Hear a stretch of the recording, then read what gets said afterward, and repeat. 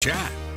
If you're wanting to start your day with a great cup of coffee each and every morning, or maybe have that to carry you through the lunchtime, I've got just the person for you. Joining us now from the International Coffee Group, it is Jennifer Stone. Jennifer, welcome to the show. Good morning. Been a while since we've had you here. Yeah.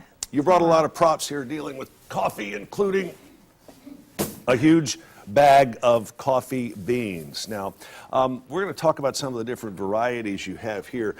This doesn't look like coffee that we would normally ground and brew. No, but it is. This is the raw product. These are actually seeds of a red coffee cherry. There's two in a cherry, and at the farm level, the cherry is processed off of these beans, and then they're bagged in 152-pound bags generally. You have to be able to pick up that much to work work for me. Yep. How many different coffee blends do you do at International Coffee? And before you answer that, you remember, Jenna, from the Stone Cup Coffee Empire. Yes. Started off as a little coffee shop. You got a pretty nice empire going now. Yeah. All right, how many different coffee recipes do you actually have?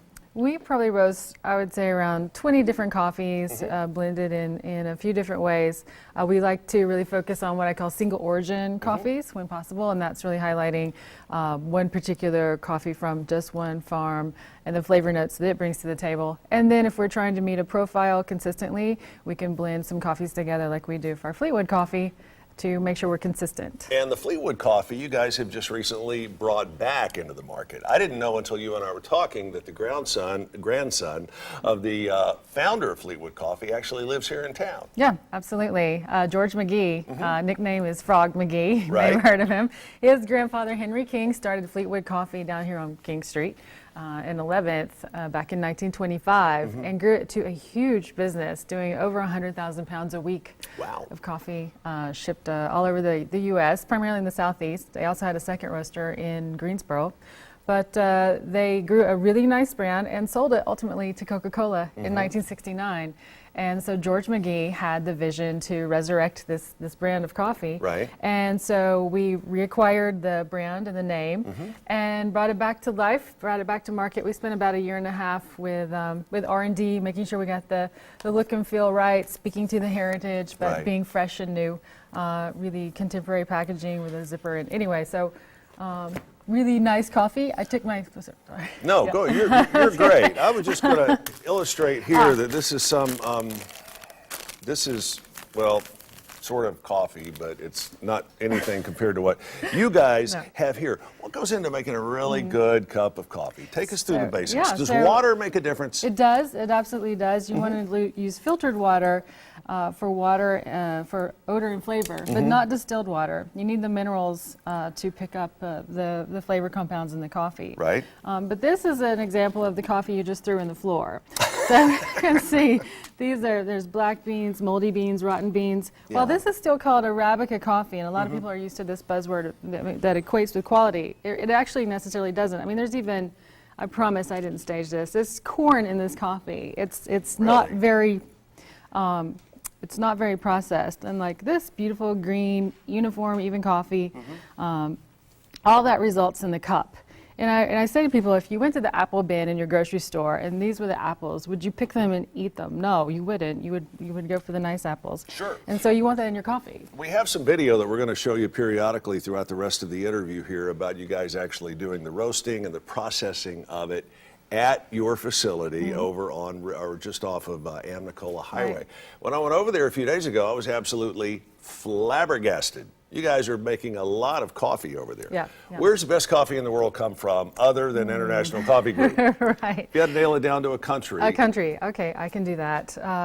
Top three anyway. I'm really a fan of some nice coffees from Ethiopia, the birthplace of coffee. Just very exotic, winey, fruity, flavorful coffees. Maybe Kenya, and then some extraordinary coffees from Panama also. Wow. All right, so you brought some here. Tell us the process you went through to get this. Yeah. And this is a Chemex. So this is what's called pour over coffee. And what we've done is we basically deconstructed the coffee maker you have, Mr. Coffee, and allowed us to control every element by hand. The water temperature, 199 degrees precisely.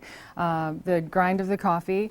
This, I pour the water at a certain ratio, actually, through the bed of coffee grounds with this really nice stainless steel filter with perforations. And then it's, it's very timed. I want everything to happen in 4 minutes and 15 seconds. May I?